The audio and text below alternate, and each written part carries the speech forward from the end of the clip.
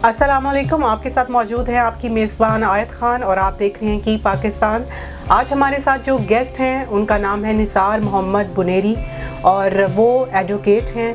बहुत से हमारे मौशी जो मसाइल हैं उनके लिए उनके पास केसेस आते हैं, उनके वो हल तलाश करते हैं।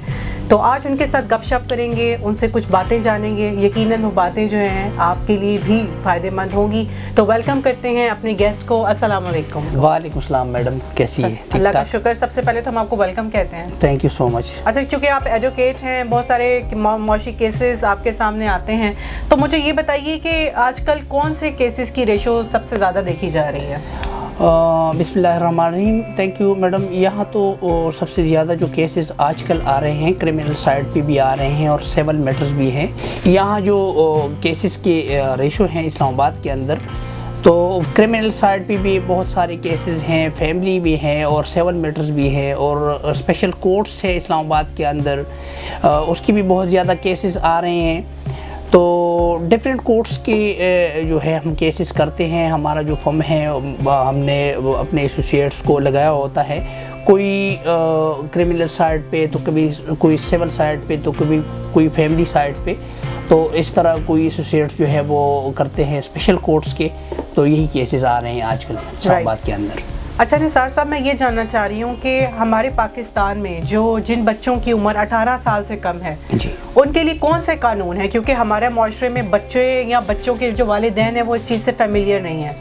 जी मैडम, ये इस तरह है, आपने बहुत अच्छा टॉपिक अनाउंस किया है और अच्छे टॉपिक पे आप बात करना चाह रही हैं। इसको बेसिकली कह रहे हैं जुवेनाइल जस्टिस सिस्टम।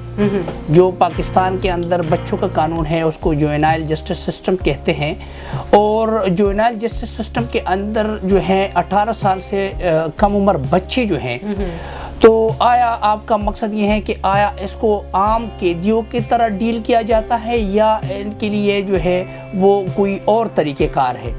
तो सबसे पहले तो मैं आपको बताना चाहूँगा कि 2000 में एक ऑर्डिनेंस पास हुआ और उस ऑर्डिनेंस के मुताबिक जो है वो बच्चों को बहुत मतलब अलग एक तरीक़ेकार उसमें दिया गया था।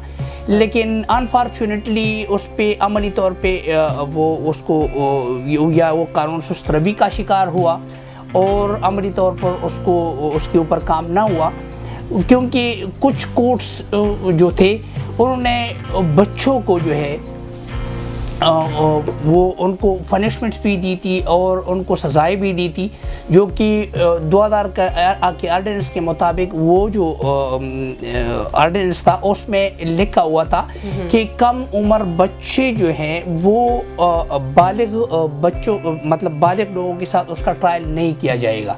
बाद में 2018 में एक एक्ट पास हुआ और उस एक्ट के तहत उस जो है वो उस एक्ट में ये लिखा गया कि 3 महीनों के अंदर अंदर बच्चों के लिए अलग कोर्ट्स कायम की जाएँ।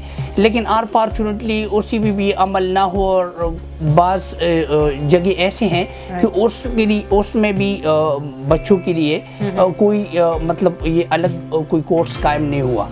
और इस एक्ट का, इस कानून का मकसद ये है कि बच्चों को जो 18 ईयर से कम है उनको उसी कानून के तहत मतलब उसका अगर ट्रायल हो, ठीक है, तो ट्रायल के लिए और ट्रायल को उसका जो ट्रायल है बच्चों का, तो वो जो अडल्ट मुल्ज़िमान है या बालिग मुल्ज़िमान है उससे उसका ट्रायल अलग किया जाएगा। दूसरा ये, जब उसको अरेस्ट किया जाता है बच्चों को, तो प्रोबेशन ऑफिसर जो है, प्रोबेशन ऑफिसर वो इन्फॉर्म करेगा, ये तफ्तीशी ऑफिसर जो है वो इन्फॉर्म करेगा प्रोबेशन ऑफिसर को और साथ में उसके गार्डियंस को भी इन्फॉर्म करेगा कि ये बच्चा अरेस्ट किया गया है और उसको प्लाने कोर्ट्स में प्रोड्यूस किया जाएगा। बुनियादी तौर पर इस एक्ट का मकसद ये है कि जो बच्चे जो ऐसे क्रिमिनल एक्टिविटीज़ में या ऐसे बेरहरवी का शिकार हुई हो उसको राह रास्त पे ले आना और उसको जो है वो मुआशरे की मुफीद शहरी बनाना, ये बेसिकली बुनियादी इस एक्ट का मकसद है। साथ में देखो बच्चों के लिए ये भी है कि बच्चों के लिए स्टेट लीगली जो है उसका केस स्टेट مطلب وہ کرے گا، اس کی جتنی بھی ایکسپنسز ہے وہ اسٹیٹ ادا کرے گا. اور جو بچے مطلب وہ اریسٹ ہوئے ہیں اس سے لیبرنگ کا کام نہیں کیا جائے گا، نہیں لیا جائے گا. اور ساتھ میں جو ہے اس ایکٹ میں بہت سارے چیدہ پوائنٹس جو ہے وہ میں نے آپ کو بتا دیے.